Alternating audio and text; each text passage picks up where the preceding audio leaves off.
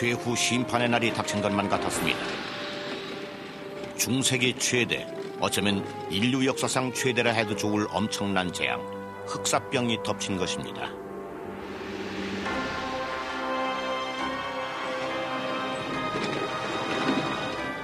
이 무서운 병마의 그림자 아래서 많은 사람들은 세상의 종말이 다가왔다고 여겼고 4천만 희생자들에겐 그 두려움이 현실이 됐습니다. 왜 그런 일이 닥쳤는지 이해가 안 됐습니다. 천벌이 내렸다는 생각이 일반적이었지만 확신은 못했어요. 풀리지 않는 수수께끼였죠.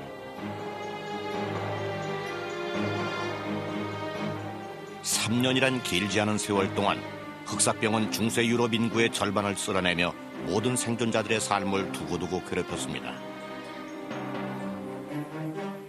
죽는 사람 천지라 묻지도 못한 시체들에서 악취는 코를 찌르는데 병이 번지는 원인조차 모르는 상황이었죠. 무섭고 두렵기만 한 마음에 충격과 상처가 더해져서 지금 우리가 정상적이라고 생각하는 그런 삶을 도저히 살 수가 없었을 겁니다.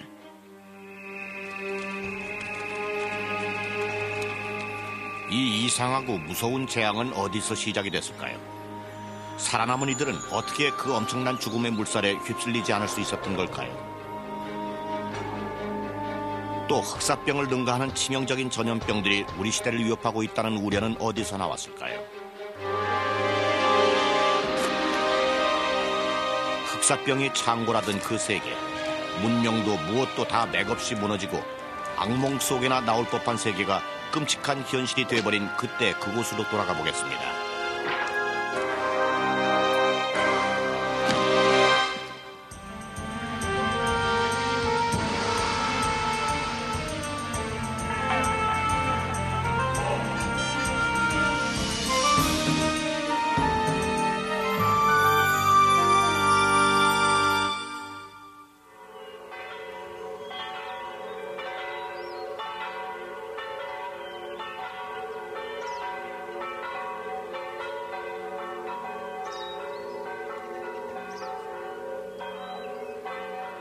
때는 1348년. 막강한 봉건 왕국 체제 하에 정돈된 세계에서 안정된 삶을 누리던 중세기 유럽인들.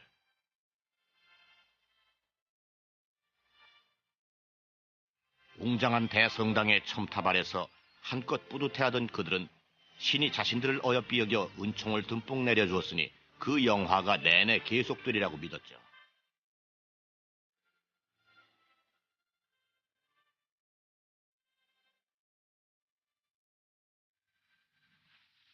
이토록 안정되고 평온한 세계가 고작 3년 만에 참혹하기 이를 데 없는 대재앙을 겪고 9천만 인구 중 4천만이 죽어갈 줄 그 누가 상상이나 할 수 있었겠습니까?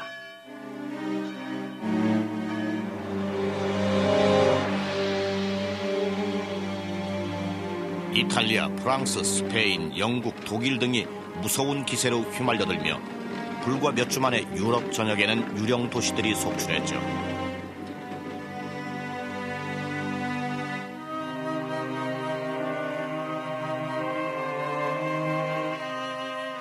그렇게들 죽어갔다. 그러나 시신을 묻어줄 사람이 없어 내 5 아이들을 내 손으로 묻었다. 다른 이들도 모두 다 그랬다. 도시 곳곳에는 흙을 제대로 덮어주지 못한 시신들이 수없이 많았고 개들이 끌어내 뜯어먹는 경우도 허다했다. 이탈리아 시에나의 아고놀로 디투라.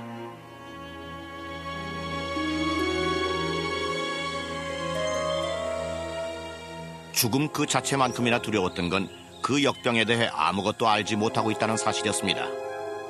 무엇이 이런 재앙을 몰고 온 걸까요? 어떻게 해서 그리도 빨리 번지고 많이 죽었을까요? 어떤 이가 살고 어떤 이가 죽은 걸까요? 당시 사람들이 그 병에 대해 보인 감정이랄까 반응에는 공포와 증오가 한데 뒤섞여 있었습니다. 수많은 사람이 마구 죽어가는 걸 보며 누가 언제 어쩌다 하고 따져볼 새도 없이 사방에서 무차별로 희생되니 무서운 데다 병에 걸린 사람이 싫고 미웠습니다. 물론 병이 왜 생겼는지 모르니 아무런 대책이 나올 수 없다는 게 근본적인 두려움이었을 겁니다. 그 당시 의사들은 그 병이 무슨 병이며 어떻게 퇴치해야 하는지 알지 못했습니다.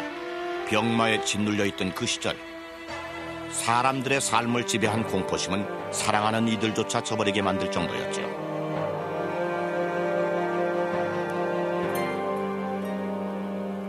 형이 아우를 내다버리고 아내가 남편을 버리는 일이 비일비재했다.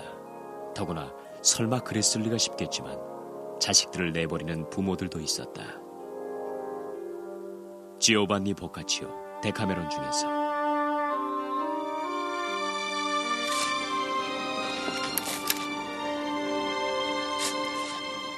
흑사병이 유럽에 들어온 정확한 경로는 오늘날까지도 밝혀진 바가 없습니다. 병마가 덮치기 시작한 때가 1348년 초였는데 그 여러 달 전부터 곧 큰 재난이 닥칠 거란 풍문이 은밀히 나돌고 있었습니다. 극동 지역에서 돌아온 상인들을 통해 불기둥이 쏟아져 내릴 거라는 등의 소문과 중국에 떠도는 무서운 멸망의 조짐들에 관한 소문도 숱하게 전해졌죠.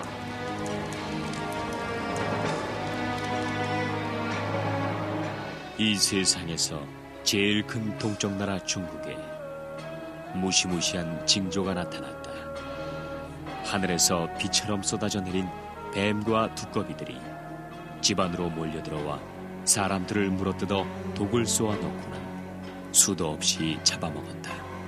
이탈리아 피해생자의 가브리엘레 데무시스.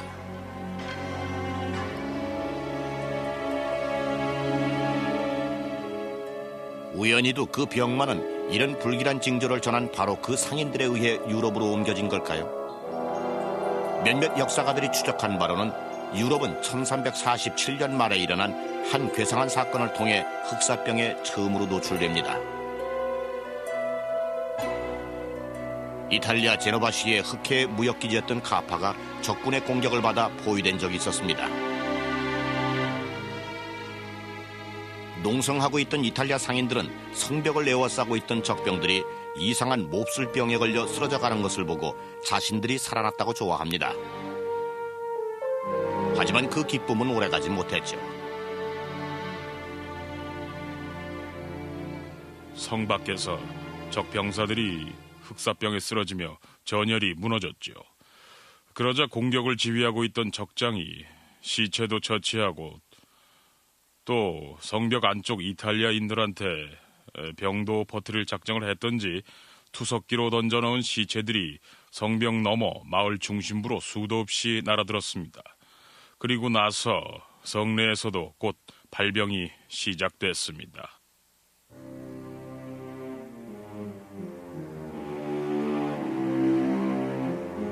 성 안으로 날아든 시체들이 곳곳에 산같이 쌓였다. 기독교들은 있는 힘을 다해 바다로 던져 넣었지만 온 사방이 시체여서 몸을 피할 데가 없었다. 이탈리아 피아센체의 가브리엘레 데무시스.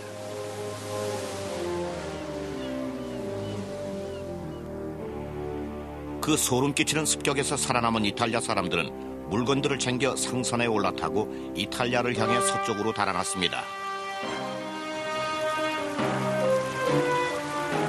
그러나 흑사병을 피해 달아나는 데만 급급했던 이들은 자신들이 그 병을 옮겨가 온 유럽 주민들에게 퍼뜨릴 수 있다는 점을 전혀 깨닫지 못했죠.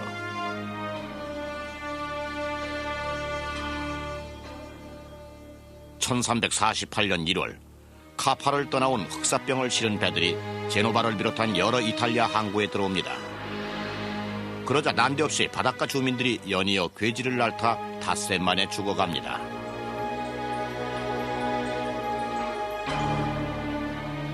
그들로서는 어떻게 해서 그 흉악한 몹쓸병이 그토록 빠르고 맹렬하게 덮칠 수가 있는지 이해가 되질 않았죠. 이 병에 걸린 많은 사람들에겐 애초부터 죗값을 치르는 건지도 모른다는 두려운 생각이 늘 따라붙었습니다. 죄를 지은 사람들에게 화가 나서 신이 내리는 천벌이라고들 생각했죠. 그래서 어떤 사람들은 행실을 바르게 고치면 심판을 면할 수도 있다고 여겼습니다.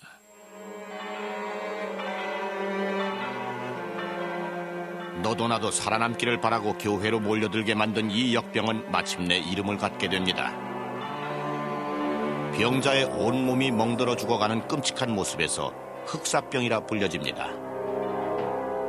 마치 천형인 듯 가혹하기 그지없는 이 병은 훗날 선페스트로 널리 알려지며 유럽인들에겐 바로 인생 끝 악몽 시작을 의미하게 되죠.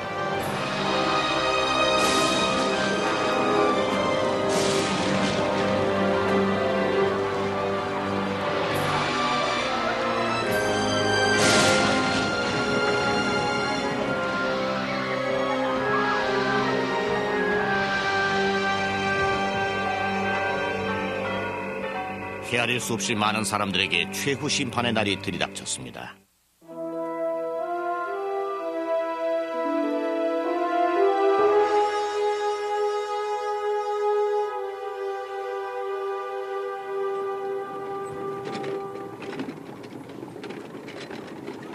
비참했던 1348년 봄, 흑사병은 남부 유럽 전체의 그림자를 들이우고 제노바, 나폴리, 마르세유를 비롯한 수많은 항구 도시들을 공략합니다.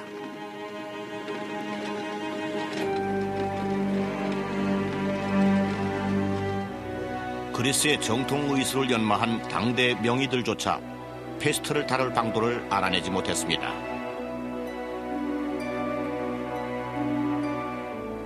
병이 번져나가고 있었지만 공기 전염 때문인지 음식물 때문인지 아니면 접촉을 통한 건지 감염 경로도 파악 못했죠.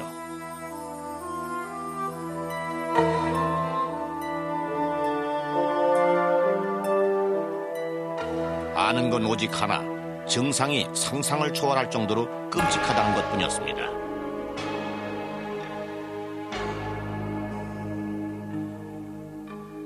처음에는 마치 뾰족한 화살촉으로 찌르는 듯 따끔거리기 시작했다.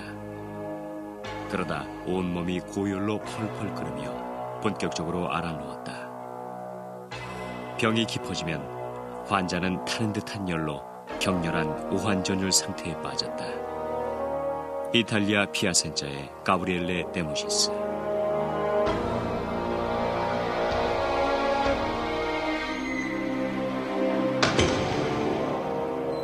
그 당시 사람들에게 특히 혐오감을 준 이 괴질의 특징 하나는 환자의 피부 세포가 죽어 온몸이 검게 변한다는 점이었죠. 거기다 이 흑사병에 걸린 사람은 목숨이 아직 붙어 있는데도 자기 살이 썩는 냄새를 맡아야 했습니다.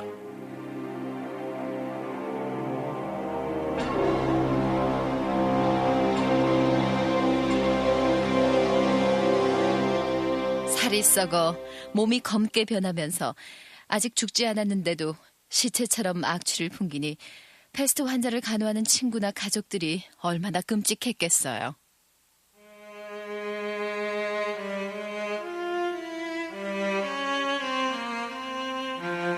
발병 후 몇 시간 만에 죽는 사람도 있었지만 대개는 꼬박 닷새 동안 고통을 겪었습니다.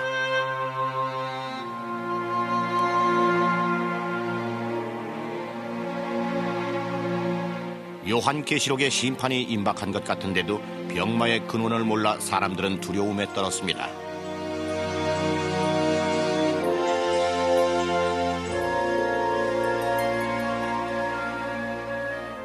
당대 최고의 학식을 쌓은 철학자들은 페스트가 이 세상 것이 아니라는 결론을 내리고 하늘의 별에서 해답을 찾으려 했죠.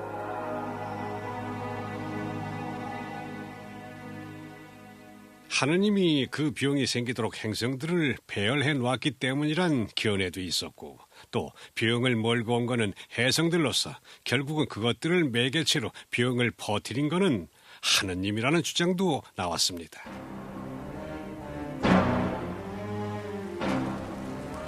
흑사병이 땅속 저 깊은 곳에서 올라왔다고 믿는 이들도 있었습니다. 지진이 나면서 치명적인 각종 가스가 하늘로 분출된 결과라는 거였죠.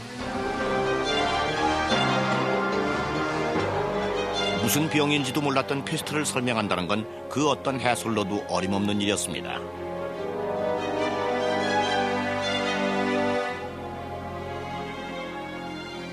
아무리 막으려 해도 자기 마을만 무사할 수는 없으리라는 걸 알았을 겁니다.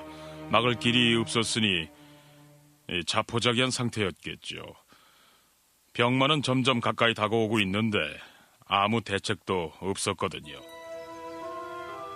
지금도 의문으로 남아있지만 무슨 이유에선지 같은 유럽 안에서도 흑사병의 피해가 심하지 않은 곳들이 있었습니다. 피렌체와 베네치아에선 인구의 절반가량이 희생됐지만 밀라노는 사망자 수가 얼마 되지 않았죠. 인명 손실이 전혀 없었던 몇몇 운 좋은 마을들도 있었습니다. 더욱더 모를 일은 그 병에 노출된 사람들 모두가 다 병을 앓는 건 아니라는 사실이었습니다. 흑사병 환자들과 함께 살면서도 아무 탈 없이 멀쩡한 사람들도 많았죠. 이들은 어째서 무사했을까요? 종잡을 수 없는 발병 양상을 놓고 중세 사상가들은 이 전염병을 한 무리의 궁사들이 쏘아대는 화살에 비유하며 화살에 맞힌 사람도 나오고 빗나가서 맞히지 못한 사람도 있다는 해석을 붙였죠. 어차피 별 대책이 없으니 그 전염병이 날아오는 화살 같은 거라면 화살을 맞고도 살아난 성인에게 기도라도 바쳐보자는 소리가 나옵니다. 이렇게 해서 화살을 맞고도 살아났다는 세바스찬 성인이 흑사병 환자들의 수호성자가 됐죠.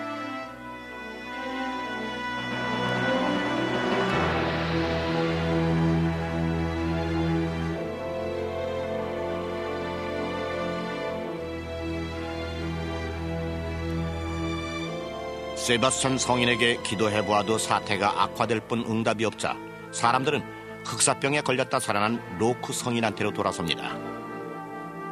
프랑스 사람인 이 성자는 환자들을 간호하다 감염됐지만 기적같이 살아난 인물이었죠. 이 성인은 그들의 기도를 들어주었을까요?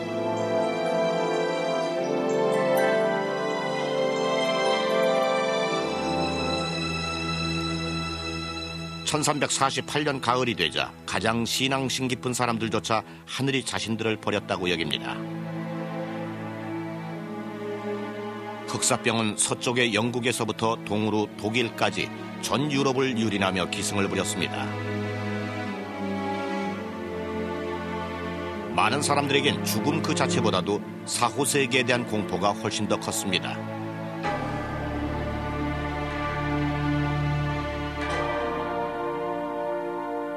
자신들의 영혼이 영원토록 신의 저주를 받을지도 모른다는 생각, 그것이 죽음보다 더 무서웠던 거죠. 사람이 종부 성사를 못 받고 죽으면 그건 곧 그 영혼이 지은 모든 죄를 용서받지 못한 상태여서 연옥에 오랫동안 머물러 있게 되던가, 특히 사악한 죄를 많이 지은 경우엔 바로 지옥으로 떨어진다고들 믿고 있었죠.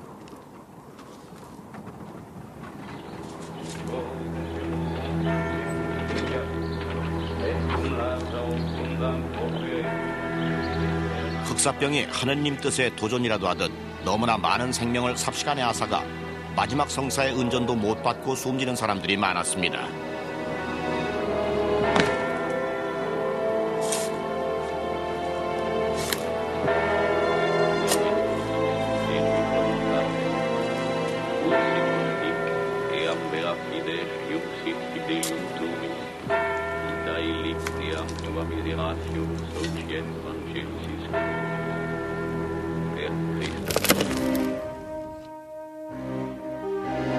다급한 종부성사 요청이 쇄도하자 교황 클레멘트 6세는 흑사병으로 죽은 모든 이들의 면죄를 인정해 줍니다.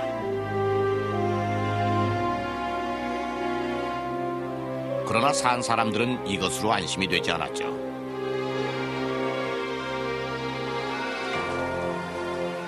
(1348년이) 저물어가면서 하느님이 자신들을 버린 것만 같자 사람들은 스스로를 보호할 기발한 방책에 매달립니다.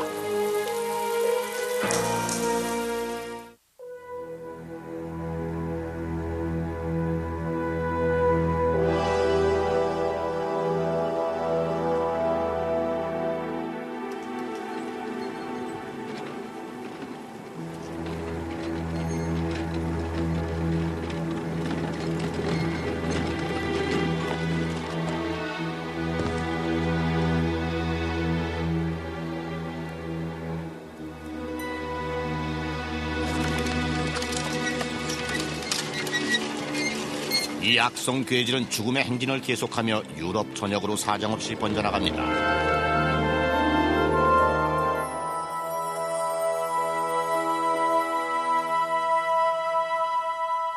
1349년 여름, 병마가 프랑스를 점령하면서 파리에서만 매일 800명씩 죽어나갔습니다.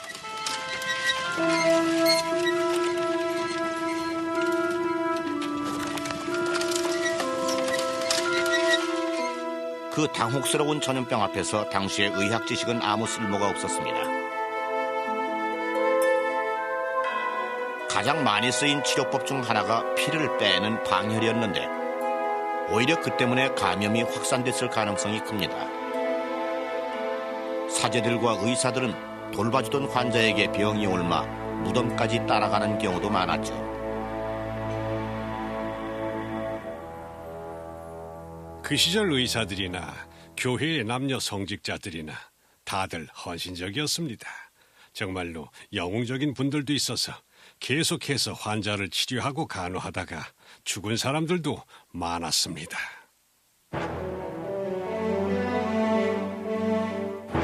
혹시나 하는 기대에 죽기 살기로 매달리며 사람들은 즉석에서 자신들의 생존 전략을 스스로 고안해냅니다. 너무 늦기 전에 흑사병의 비밀이 이들 앞에 밝혀질 수 있을까요? 런던 시민들은 완전한 고립으로 패스트를 막을 수 있기를 바라며 시 외부와 접촉을 끊고 자기들끼리 틀어박혀 지냈습니다.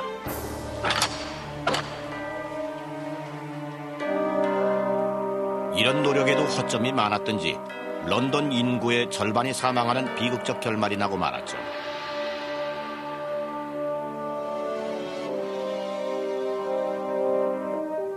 베네치아에서는 패스트가 배편으로 옮겨온다고 믿고 모든 입항 선박들을 40일간 격리시키는 법령을 시행합니다. 검역을 가리키는 영어 단어 쿼란티는 40일을 뜻하는 이탈리아어에서 나왔죠. 그러나 때는 이미 늦어 그 법도 베네치아 시민들을 구하지 못하고 1349년 중엽에 이르면 인구의 절반이 사망합니다.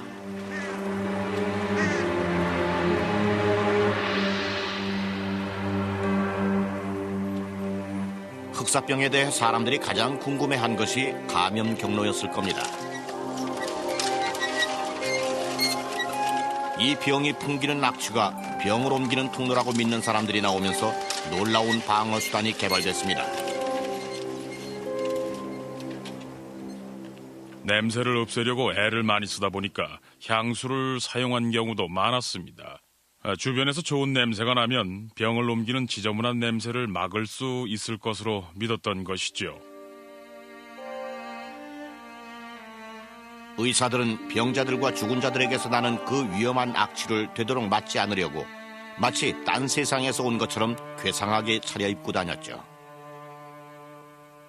의사들은 대개 긴 가운을 입고 목이 긴 장갑을 꼈는데 특히 장갑은 지저분한 환자 몸에 손이 직접 닿지 않게 해주었습니다.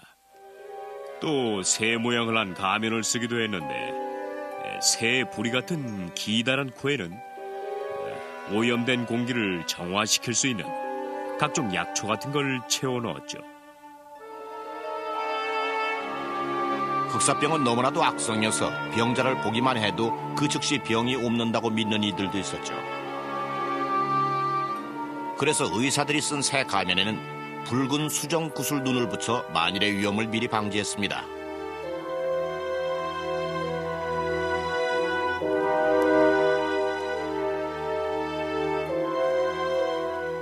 최선을 다한 갖가지 노력에도 불구하고 의사들의 치료는 전혀 효험이 없었습니다. 죽는 환자가 늘어갈수록 의사들의 치료법은 더욱 기괴해졌죠. 부어오르는 서해 인파 선종을 절개해봐도 아무 효과가 없자 의사들은 가당치도 않은 원군을 불러들였습니다. 예를 들면은 비둘기들한테 인파선종의 피를 빨아내게 해보자는 제안이 나왔어요. 또 뜨거운 양파를 종기에 갖다 붙이라는 그런 처방도 있었습니다. 병마를 쫓기 위해 갖은 방법이 다 동원됐어요. 꽃송이나 꽃다발을 들고 다니며 그 냄새를 맡아 나쁜 공기를 피하고 창문은 늘 닫아두었죠. 낮잠도 자지 않았습니다. 먹는 음식도 바꾸고 씻지도 않았어요.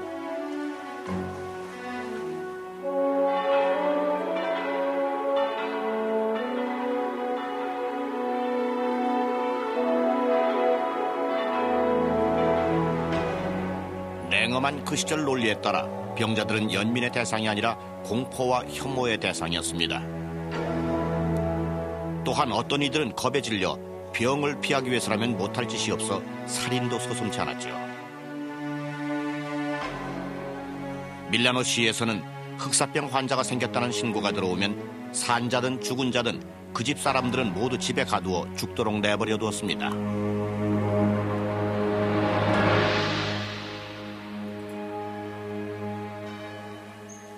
바로 이런 가차없는 대처 방식 때문에 밀라노에선 흑사병이 다른 도시들만큼 창궐하지 않았던 걸까요? 살아남은 사람들 이야기 가운데서 교황 클레멘트 6세보다 더 별난 경우는 없습니다.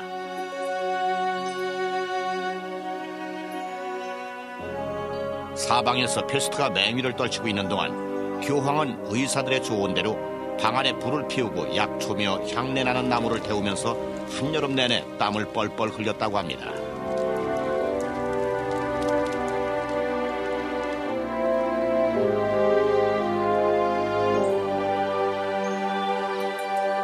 기적처럼 보이는 교황의 생존, 무엇이 그것을 가능케 했을까요? 지금껏 풀리지 않는 의학계의 미스터리입니다. 흑사병이 유럽을 휩쓸면서 희생자의 몸만 괴롭힌 것이 아니었습니다.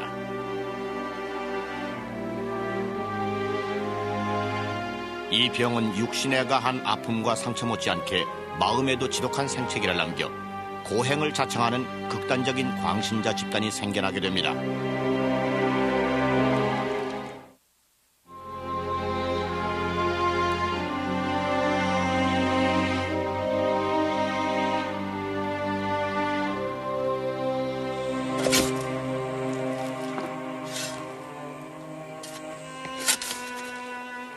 비운의 1349년이 지나고도 전 유럽이 흑사병 서슬에서 빠져나오지 못하면서 살아남은 모든 사람들의 가슴엔 쓰라린 기억이 지울 수 없는 상처를 남겨놓습니다.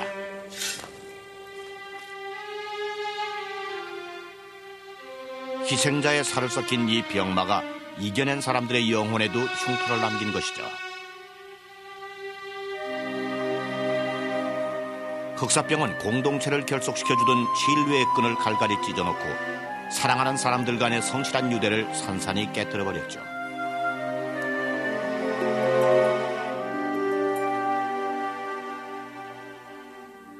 죽어가는 병자들이 임종의 고통 속에서 가족들과 이웃들을 애타게 불렀다. 나 좀 봐요. 목이 말라. 물 한 잔만 줘요. 무서워 말아요. 난 죽지 않을 거야. 나 좀 꼭 안아줘요. 기운이 없어.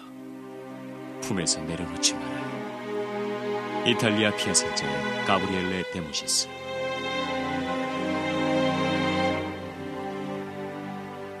죽는 사람 천지라 묻지도 못한 시체들에서 악취는 코를 찌르는데 병이 왜 번지는지도 몰랐어요. 무섭기만 한 마음에 충격과 상처까지 더해졌으니 지금 우리 잣대론 도저히 정상이라고 볼 수 없는 삶을 살 수밖에 없었겠죠.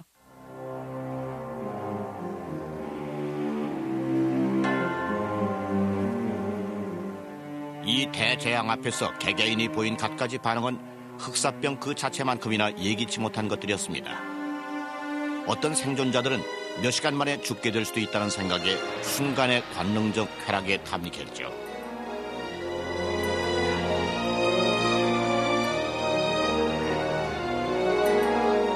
그들은 잔치와 술판을 벌이고 식도락을 일삼아 식탐의 죄를 범했으며 위험한 경기와 호색에 빠져 헤어날 줄을 몰랐다. 이탈리아 피렌체의 마테오 빌라니.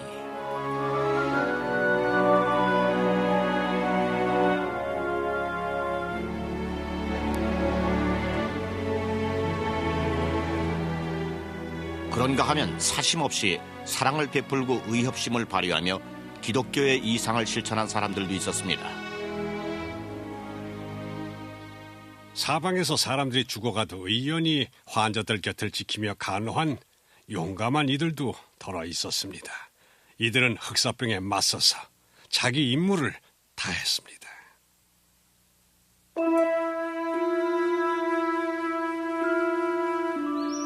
혹심한 시련을 겪고 고결한 인성을 갖게 된 사람들은 소수였던 반면 증오심만 남아 포악해진 사람들은 무척 많았습니다.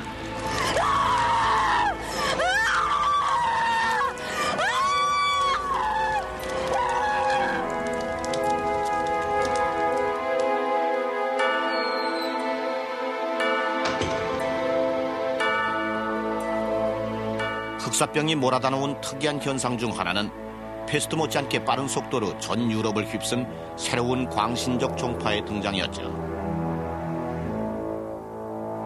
채찍을 뜻하는 라틴어로 이름을 지어 채찍파라 불린 이들은 스스로를 채찍질하는 고행자들이었습니다.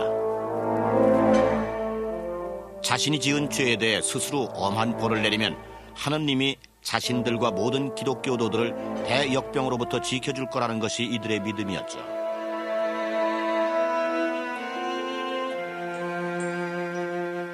채찍파 신자들은 칙칙한 색깔의 겉옷으로 온몸을 감싸고 징그러운 뱀처럼 길게 들어서서 이 마을 저 마을을 누비고 다녔습니다.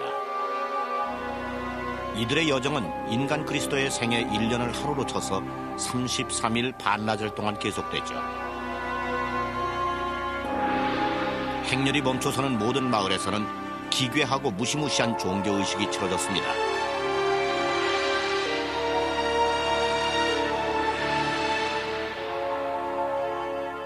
마을 광장 한가운데 모두 모여서 그 원형으로 쭉 둘러서서는 찬송가를 부르면서 그 원을 따라 한참을 돕니다. 그리고 나선 땅바닥에 주저앉아 자기들이 가장 나쁜 죄를 지었을 때의 자세를 취하죠.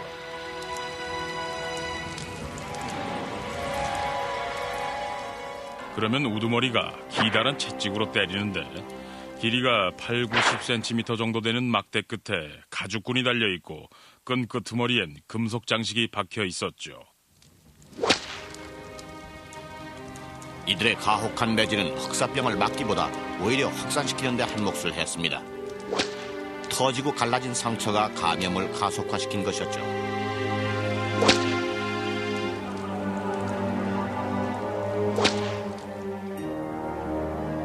또한 자신들의 종교를 향한 이들의 맹목적인 열의는 편협한 신앙과 증오가 주 증상인 영혼의 악성 전염병을 퍼뜨려 더욱더 해악을 끼치게 됩니다.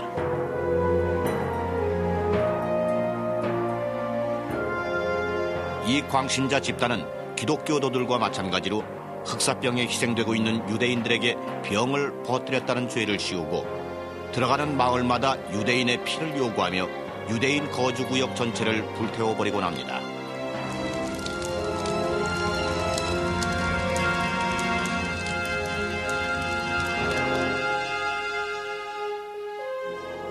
(1349년) 한 해 동안 독일에서만 수백 건의 학살이 자행되며 뮌헨, 프라이부르크, 퀼렌을 비롯한 수많은 도시에서 유대인들이 깡그리 사라지고 말았습니다.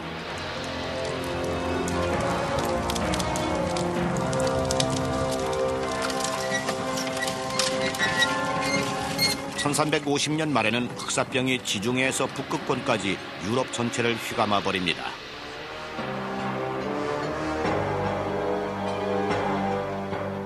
(3년) 세월 동안 인구의 절반이 목숨을 잃었고 생존자들도 살 날이 얼마 남지 않은 것 같았죠.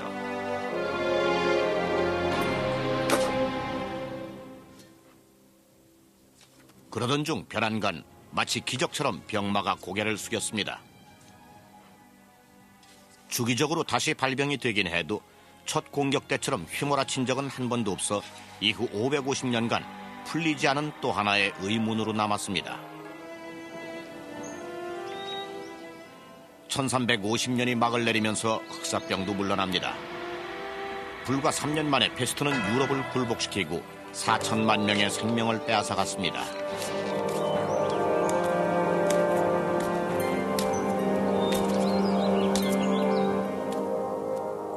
이 일이 닥치기 전까진 이토록 대단한 유행병은 보지도 듣지도 못했다.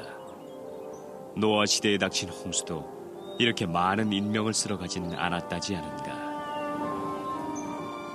영국 린컨셔에서 익명의 목격자.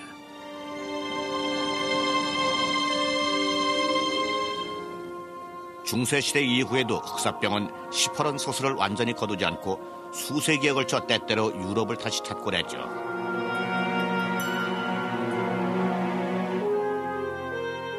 그러나 흑사병 퇴치를 위한 의사들의 노력은 마침내 의학을 크게 발전시킵니다.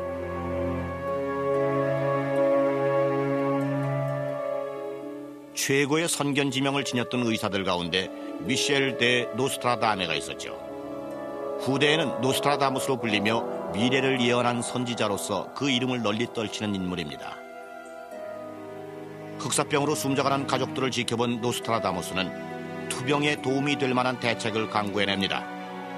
당시엔 인정을 받지 못했지만 그의 의견은 혁명적이었죠. 의료진이 낸 공식 지침은 노스트라다무스 생각과는 정반대였어요. 그는 신선한 바깥 공기를 마시라고 했는데 의사들은 창문을 닫으라고 했죠. 적당한 운동과 목욕이 좋다고 했지만 의사들은 땀구멍이 열린다고 절대로 안 된다고 했어요. 그래서 노스트라다무스의 제안은 의사들에게선 도외시당하지만 의사들도 별 도움을 못 주고 있던 흑사병 환자들은 무엇이든 해보겠다고 나섰죠.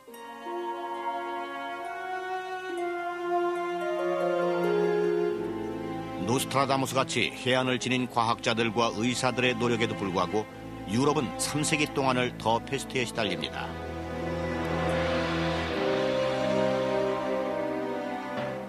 (1721년) 이 병으로 수만 명이 숨진 프랑스 도시 마르세유를 끝으로 유럽에선 더 이상 흑사병이 크게 날뛰진 못합니다.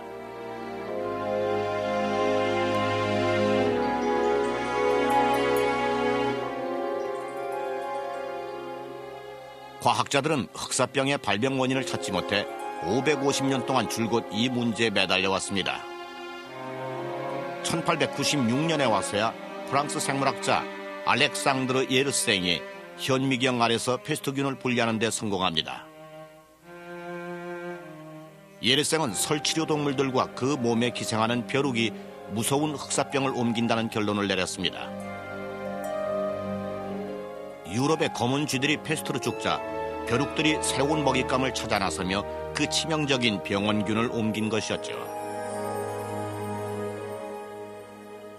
알려진 바로는 숙주를 갖지 못해 굶주린 벼룩들은 피를 빨려는 본능적 욕구가 무척 강해서 사람이 가까이 오게 되면은 대번에 달려듭니다.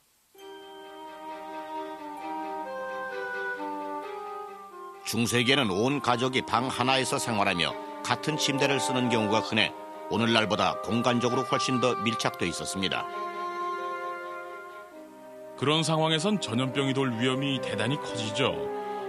그런 농촌 마을이나 도시에서 쥐들이 패스트에 걸리면은 짧은 시간에 퍼지면서 많은 쥐들이 죽게 되고 거기 붙어 살던 벼룩들이 사람한테로 옮겨오면서 걷잡을 수 없이 병이 번집니다.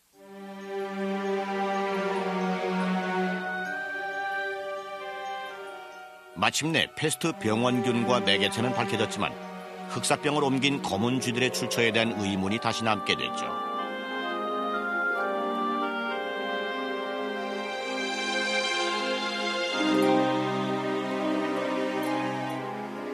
과학자들은 그 쥐들이 지구의 동쪽 끝에서 대상들과 양들에 섞여 이동해 왔을지도 모른다고 생각했습니다. 그렇다면 흑사병의 첫 발생지가 유럽에서 수천 킬로미터 떨어진 지구 반대편이 아닐까 하는 의문이 뒤따라 나왔습니다. 이 문제를 풀기 위해 과학자들은 중국의 오지 고비 사막을 찾아갑니다. 거기서 알게 된 사실은 패스트 병원균이 그 지역 설치류 동물들을 수천 년 동안 감염시켜왔다는 내용이었죠. 신기하게도 그곳 토착민들이 그 치명적인 박테리아와 함께 살 수 있었던 것은 대대로 지켜온 전통 덕분이었습니다.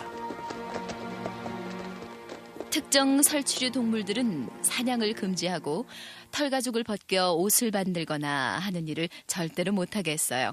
그뿐만 아니라 죽은 것들이 너무 많이 보인다 싶을 땐 당장 그 지역을 떠났죠.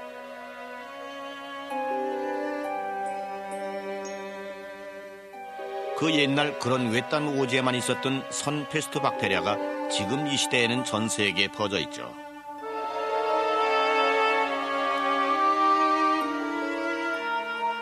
그렇지만 항생제들의 병원균 퇴치 효과가 뛰어나 매년 보고되는 발병 사례는 몇 건밖에 되지 않습니다.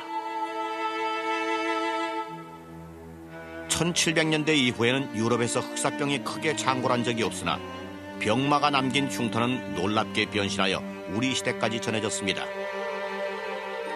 자주 듣는 아이들 동요 한편에 그 아픈 상처가 드러나 있죠.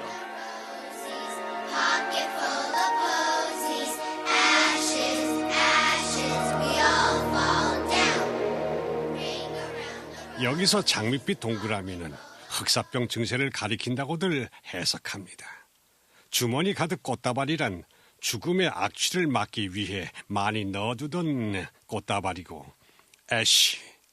애쉬는 본래는 H입니다. 재채기도 흑사병 증상 중 하나이니 그 병에 걸리면 별수가 없어 모두가 죽는다는 뜻입니다.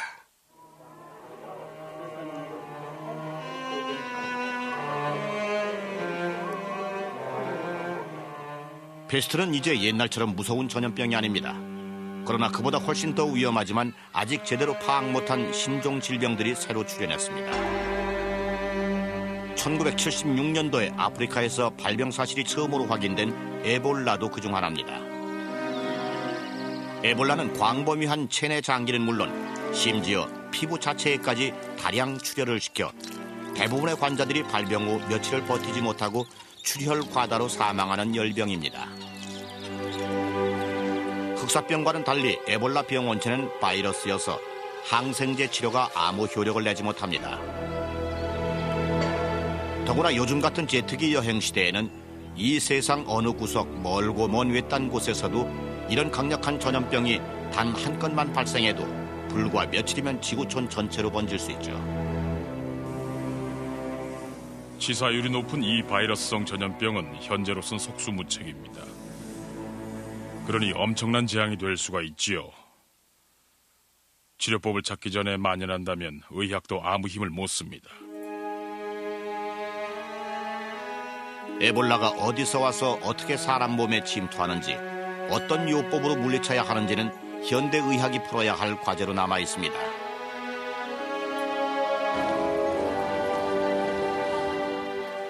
바로 이 일의 성패가 인류의 사화를 결정짓게 되는 건 아닐까요?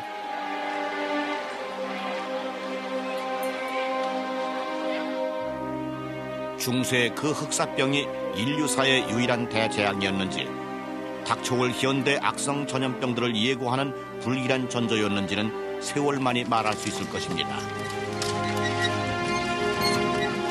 그것이 예언적 흉조였음이 밝혀지는 날엔 인간은 지혜와 용기를 무기로 생존을 위한 사투를 벌이게 되겠죠. 그 옛날 흑사병과 싸웠듯이 말입니다.